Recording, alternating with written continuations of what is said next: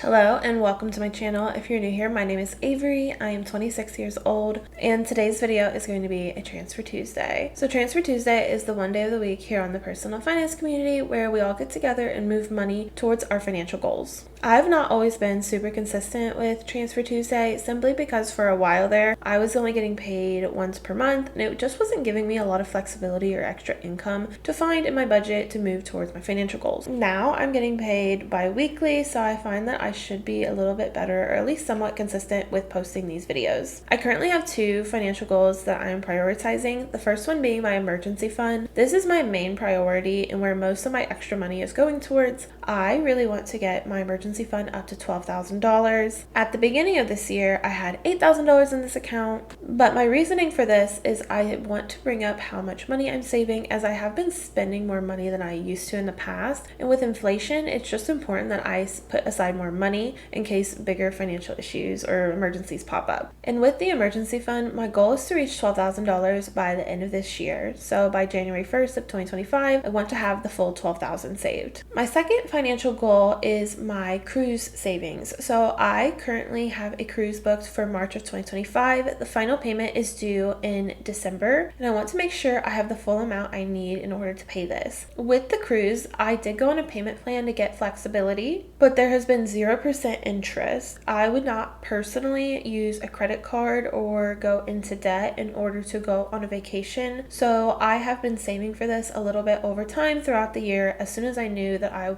was planning on going on this cruise next year. Okay, let's get into it. So to give you an August recap with my emergency fund, at the beginning of August, my balance was $8,668. August was a good month for me. I was able to put $898 into this account, and this is just a combination of getting honestly just paid more and having this be my primary focus. I am not currently saving for any other sinking funds like auto maintenance or medical because this is my primary goal for the rest of this year, and because I'm not saving for these various sinking funds, I am able to make more progress on this emergency fund goal faster. By the end of August, I had $9,566.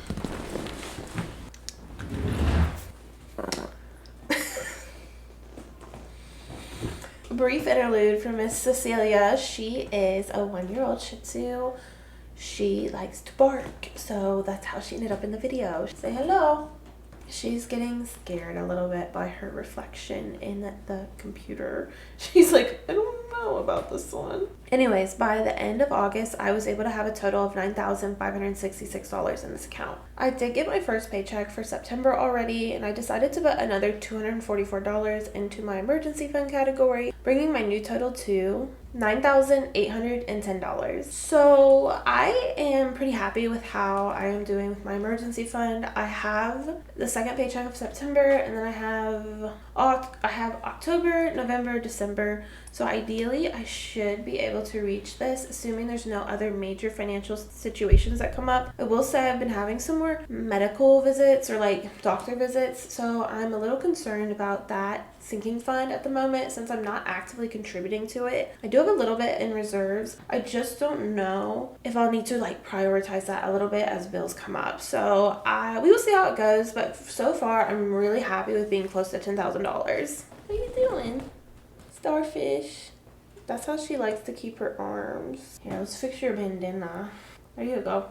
And then, like I mentioned, my second financial goal at the moment is my cruise. So I really want to make sure I am not going into debt for this cruise. So there's two aspects to this that I'm currently saving for. Currently, I'm saving for the actual cabin fare itself, and I'm also saving for the flight. So I know at the end of this year and the start of next year, I'm going to need to buy a flight. The only thing I don't know is if I'll have to purchase the flight using cash or if I will end up having enough credit card points in order to cover the flight. Ideally, the second one would be the case, and then I would take that extra money that I had saved for the flight and just put it towards my spending money for the cruise. So with the cruise, I need to save a total of $2,175. So at the beginning of August, my balance was $345.44. In August, I was able to put another $368.23 towards the cabin, and I was able to put $66.54 towards the flight, which put my ending balances at $713.67 for the cruise and and $167.35 for the flight. Like I mentioned, I got my first paycheck in September, and I was able to put another $297.33 towards the cruise, bringing my new balance up to $1,011. And then for the flight, I put another $66.53 in, which brings my new balance up for the flight to $233.88. For the cabin fare itself, I've already spent some of this money. I need a total of $2,175. I've already signed $1,287. I've already spent some of that money as the payments have came up. Another payment coming in October. But essentially what this means is I just need another $888 in order to reach this goal. Definitely very happy about this. Honestly, I've been in a very good place lately with my actual savings. It does feel a bit nerve-wracking in the sense that